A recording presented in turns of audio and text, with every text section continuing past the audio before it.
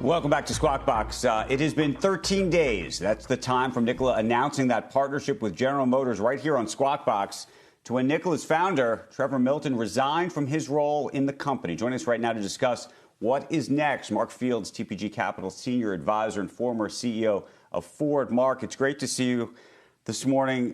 Help us unpack this, unravel it, and what it all means.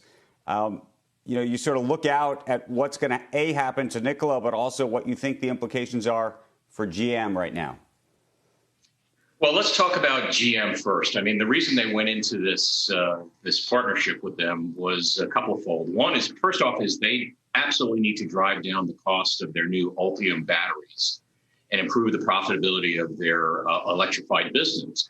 So for them, what they get out of this arrangement is, first, they get more scale for these batteries, which will help drive down the cost, improve their profitability.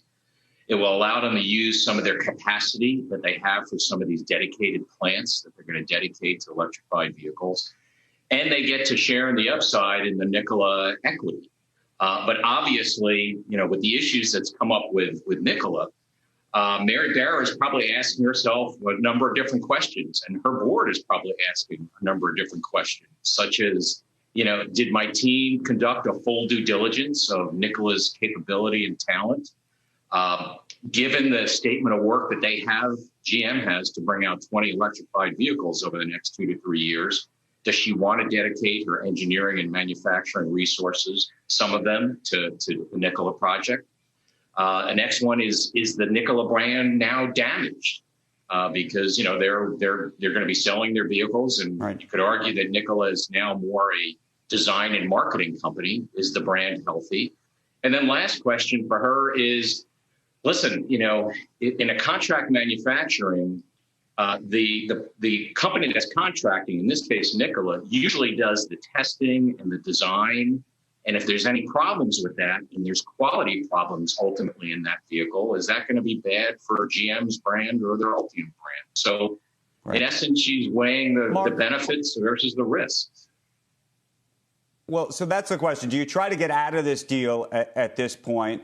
How much of a black eye is it for GM? One of the questions that I tried to ask Mary the morning that they announced this transaction was how they had come up with and how comfortable they felt with the valuation of Nikola, given that so much of the transaction revolved around them actually taking a stake in the business. So they had to do some valuation work and therefore do some real diligence on the company. It's not just, getting an outsourced company to effectively pay you to do stuff for you. They were actually taking a piece of the pie here. Well, yeah, she absolutely is getting with her business development folks, her head of product development and her head of manufacturing, and saying, listen, I want to double check this due diligence. At the same time, remember, Steve Girsky is going to become the executive chairman there. And Steve worked at GM for a number of years. He's worked side by side with Mary.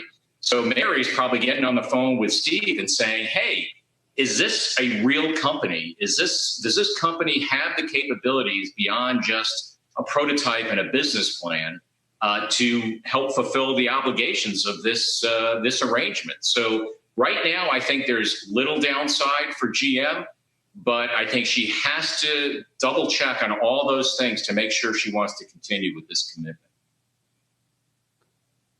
I think Becky's got a question for you, Mark. Okay. Hi, Becky. Yeah, hey, Mark, Hey, Mark, good to see you. What are Mary's options if she decides that it's not? I mean, they've put this investment in. Could she unravel the deal, or do you lose what you've already done with this? I guess that would be my question. Is it possible to even unravel this? Well, it's my understanding it wasn't finalized. And just, to clarify, they've put no investment in here. What they have done is they said they would provide their Ultium batteries technology as well as their fuel cell technology and do some of the engineering and manufacturing of the Nikola products. So I think she has the options right now of either saying, listen, we're going to finalize this agreement and I'm going to dedicate the engineering and the manufacturing resources to work with Nikola to bring this out. Or if, it's very clear they have a lot of off-ramps for this agreement. And I think it'd be no skin off her back if she decides, the due diligence turns up something that's lighter than what they actually expected. She can get out of it and GM can go on its way.